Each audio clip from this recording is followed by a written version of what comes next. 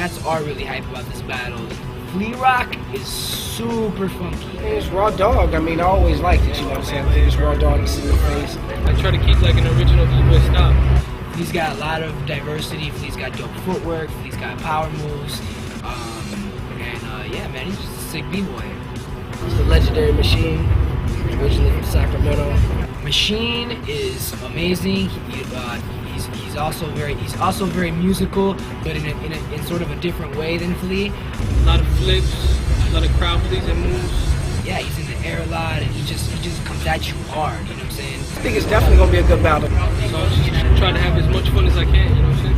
Who can endure and persevere through the grueling 10 rounds?